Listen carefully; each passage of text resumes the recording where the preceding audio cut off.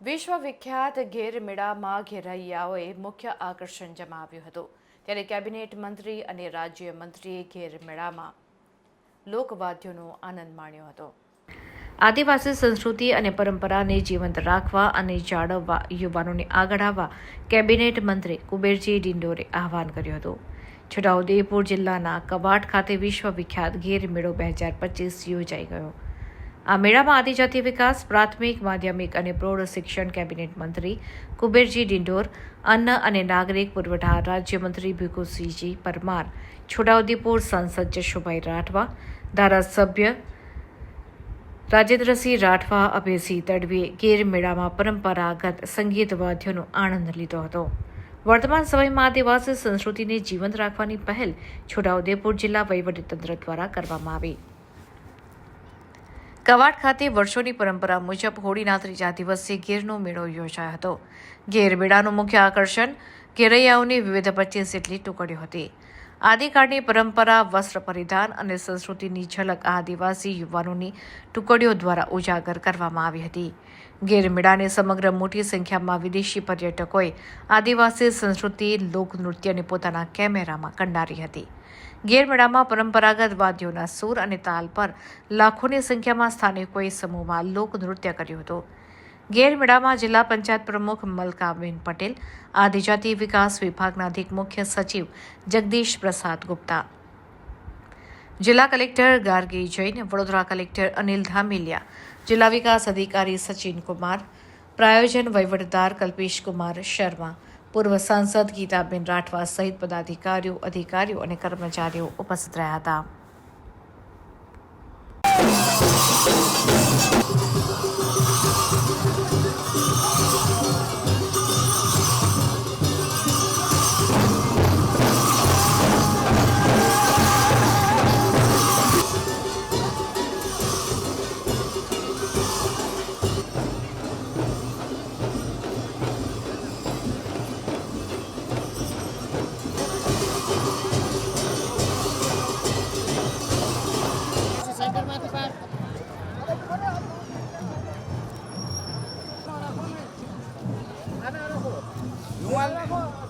रुमाल नीचे रखो।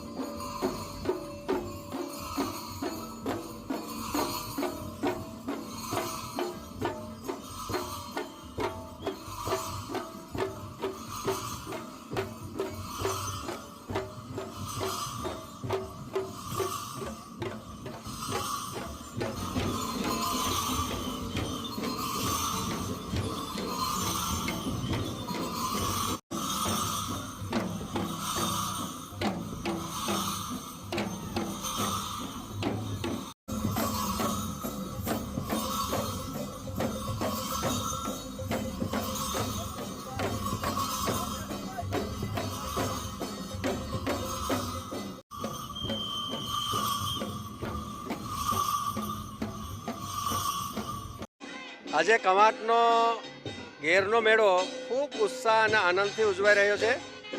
આ ઘેરૈયા બુડિયા જે બને છે એને થોડું મહત્વ એ રીતનું છે કે એ બાધા લેતા હોય છે અને 15 દિવસ સુધી એ ઘરમાં ઊંઘતા નથી અને સ્ત્રીનું બનાવેલું ખાતા નથી અને એ ઝાડના સાંયે ઊંઘે છે, ખાટલે નથી બેસતા અને એ રીતની બાધા રાખે. એ વધારમાં પણ કૂદી જાય તોય પણ એમને ચોંટતી નથી, એટલી એમની માનતા હોય છે. આ ઘેરનો મેળો ખૂબ આનંદ અને ઉત્સાહથી ઉજવાઈ રહ્યો છે. એમાં ધામલિયા સાહેબ એટલે કે જે તે વખતના કલેક્ટર હાલ વડોદરા છે એમનો પણ ખૂબ મોટો સિંહ ફાળો રહ્યો છે. એમને આ ઘેરના મેળા માટે ખૂબ મહત્ત્વ આપ્યું અને પ્રશાસન પણ ખૂબ વ્યવસ્થા કરી કવાંટની ઘેરના મેળા માટે લોકો માટે. મંડપનું, પાણીનું, રોડ રસ્તા પર જે કંઈ ગંદકી હતી એ સાફ કરાવી, જેને કારણે લોકોને હરવા ફરવામાં પણ મજા આવી. એટલે પ્રશાસનને પણ અભિનંદન આલીએ. પત્રકારો મિત્ર પણ અમારો ઇન્ટરવ્યૂ લે એમને પણ ખૂબ ખૂબ અભિનંદન આલીએ. આ ઘેરનો મેળો ગુજરાત, મહારાષ્ટ્ર, મધ્યપ્રદેશ ને રાજસ્થાન ચારેય રાજ્યોના ભેગાથી ઉજવતા હોય છે. આમાં જૂની કરચલ એટલે કે આદિવાસીએ જે મૂળભૂત જન્મથી કેવી રીતે ઘેરિયા ભણવાનું, કેવી રીતે નાચવાનું એ બધી શીખવાડતા હોય છે ને શીખતા જ હોય છે. એટલે આ આદિવાસીની એક પરંપરા રીતે આ ઘેરનો મેળો, એમાં નિયમ એવો છે કે 12 મહિનાથી જે તે વેપારી સાથે અમે વેપાર કરીએ.